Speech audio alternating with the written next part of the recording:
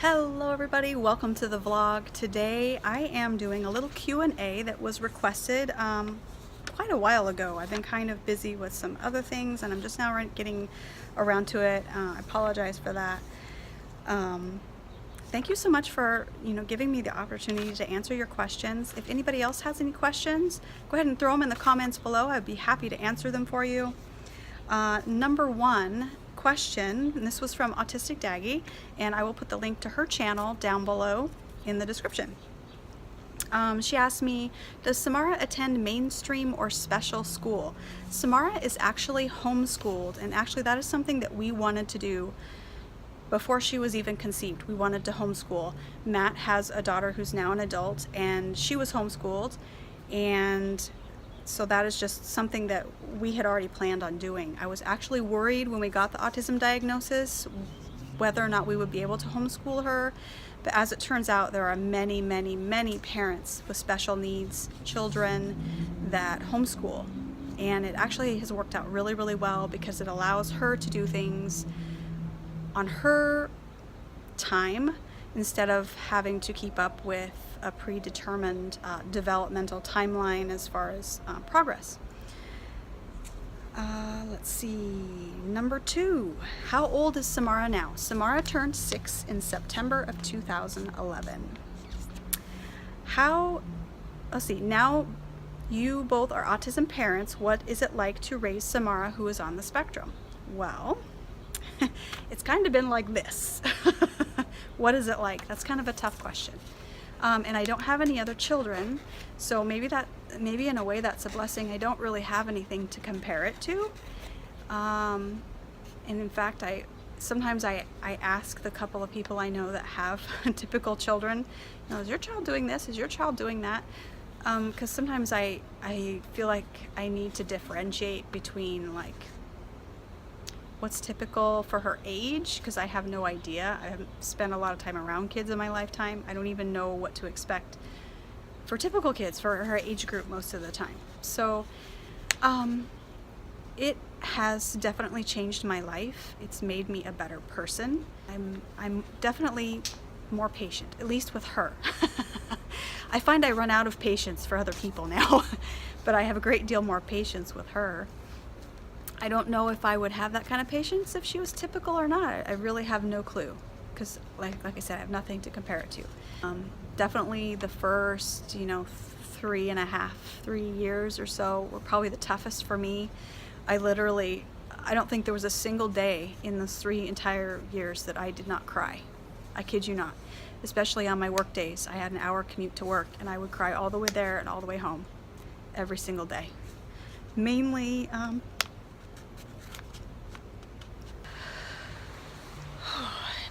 because I didn't know what to do and I didn't know how to help her.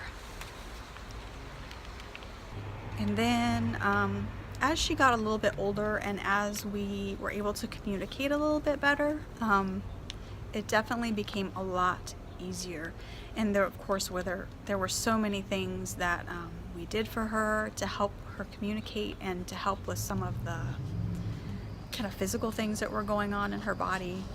We did go down the biomedical road, and not in any extreme senses, just supplements, but things that really seemed to have a huge impact on her.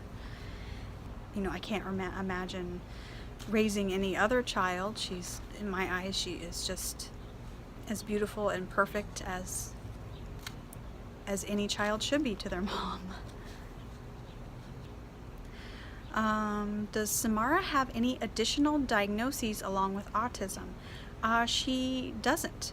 She was diagnosed with classic autism, and she does have sensory processing disorder, which, as you probably already know, isn't a diagnosis. It's not in the DSM.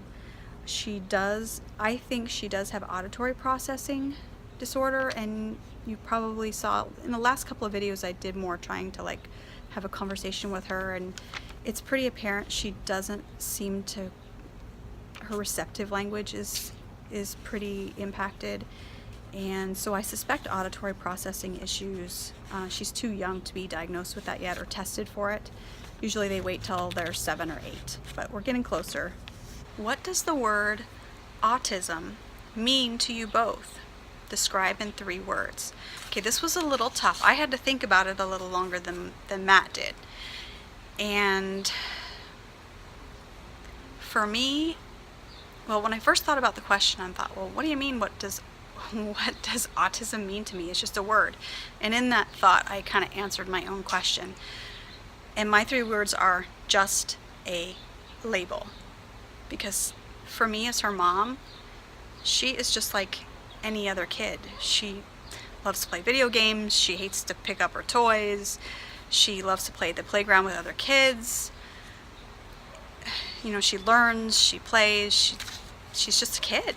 Nothing irritates me more than when I meet, usually it's people that are working professionally with special needs, and they hear the word autism and they automatically like put her in this little box. Okay, she has autism, so she needs these things, she does these things, and this is the way she is, and that absolutely drives me nuts. Samara is an individual person, and regardless of whether or not she has autism, she is Samara. She is her own person, and I think that's true of anyone on the spectrum. Everyone is different. They're still people. Please treat them like people. So that's my answer, just a label. Now, I know there are people on the spectrum who really embrace that label, and I totally get that. And I'm not saying, I don't want to leave you thinking that I think that autism is a bad word, because I definitely, absolutely do not. And I will let him tell you his answer. Okay, I'm back. Matt isn't feeling very well, which is not uncommon. Matt has been disabled since 2007 with a pretty bad back injury, and he also has issues in his cervical spine now, and he suffers from migraines frequently, and he's in the living room right now on the couch pretty much dying. So his answer was a different world. Those were his 3 words, and I asked him why he picked those words, and he just said it's because everything is so different for her and for us. Of course, he has a typical child, so he has a comparison as far as raising a child that's typical. Let's see. Number 6. How many days a week does Samara attend early interventions? Samara is 6, so she no longer attends early intervention. That ends at age 3. She didn't really get much before age 3. We did not have any great stories to tell about early intervention services for us. I have heard good things in different parts of Phoenix. I've heard people have a lot better services, but we pretty much got nothing. So when she turned 3, we applied for, and I talk about this in our video, Samara's Story, but we applied for Arizona's Early Childhood Autism Program. That's what it's called now. When we applied, it was called HAB-M. And she was eligible for 40 hours a week of in-home ABA therapy, which we altered quite a bit. My habilitation providers and I watched floor time videos, and we did more of a floor time. The only thing that we didn't, there were certain goals that were really hard for us to meet without doing an ABA style. For example, near the end of the program, they wanted her to say, we would have to ask her, like, I think it was like 8 times a day or some ridiculous thing. Like, that's a normal thing to do, like ask somebody their name when you already know them, what their name is. But we had to say, Samara, what's your name?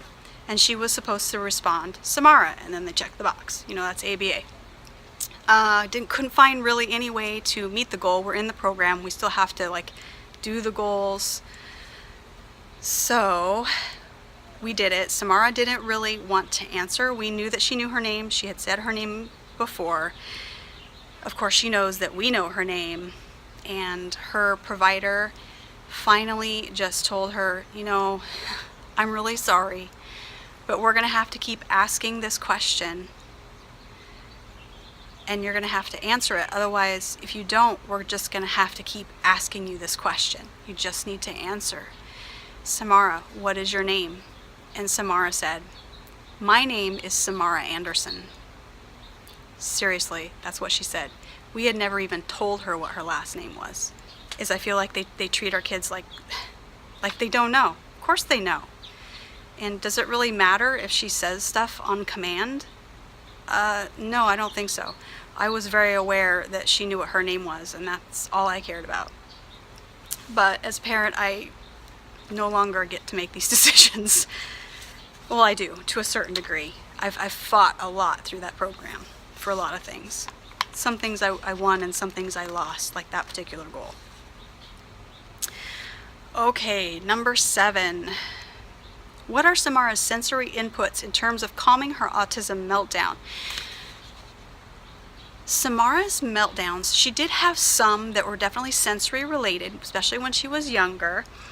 And sometimes they looked like that upset, angry, kind of tantrumy looking stuff. But the large majority of the time, what it looked like was absolute complete fear. Like if you can imagine people like running from a natural disaster, absolutely terrified out of their mind, that is what her meltdowns look like. And most of the time I didn't get like negative responses from people. I think because of the way her meltdowns presented, I would get people coming up and asking me if I needed help and if everything was okay. I even had several times other people's children would come up and try and calm her down.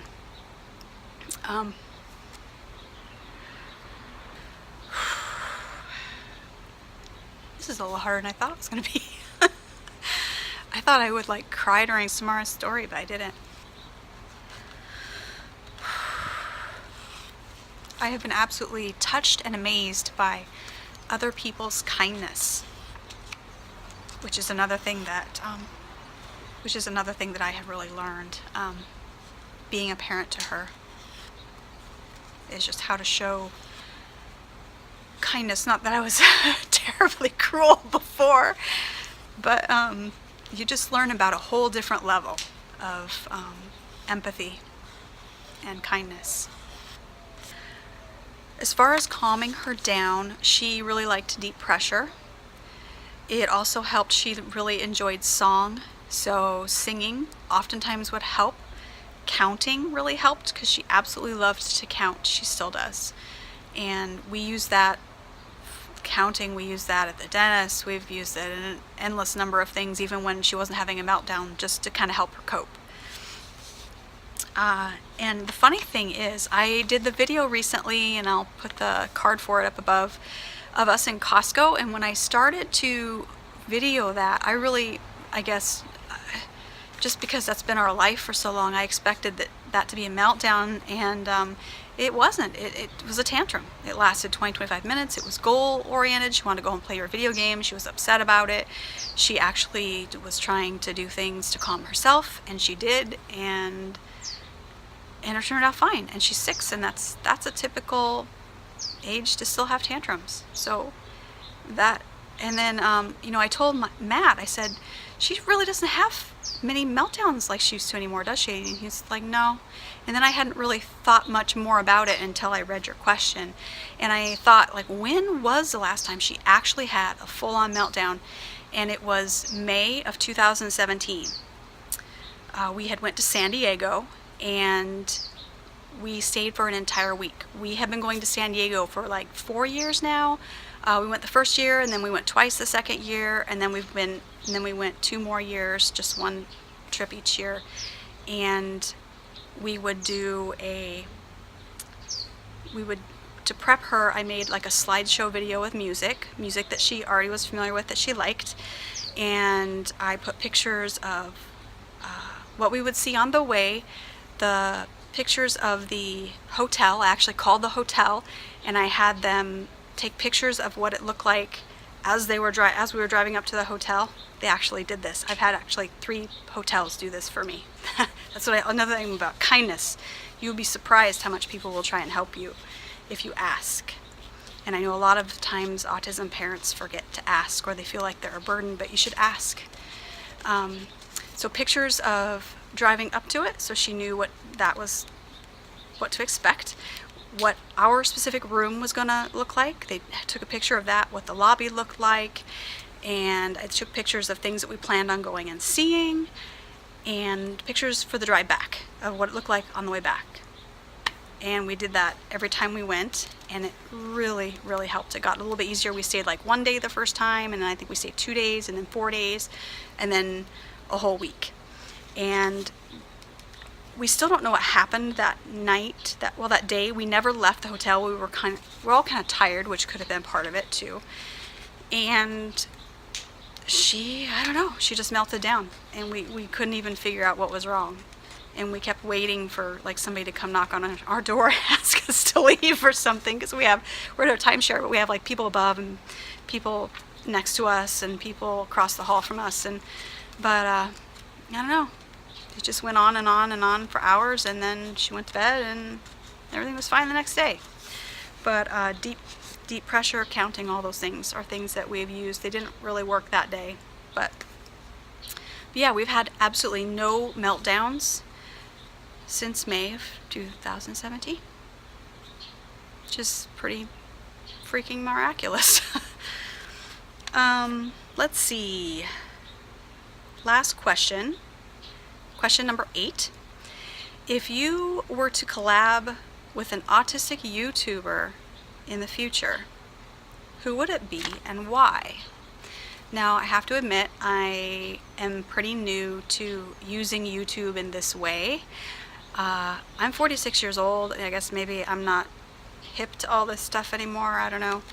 I would use YouTube to like look up how to do a drywall patch, looking up game walkthroughs and things like that. I never, I knew vlogging was a thing. I would think of like travel vloggers and things like that. I didn't know there were family vlogs. I totally came across Fathering Autism by accident. I was looking up autism videos, and it came up in the suggesteds, and I was totally taken by that, because it was a dad. Like, you hardly ever see that, a dad that's like talking about his child with autism. And then I found My Autism Life, and then I found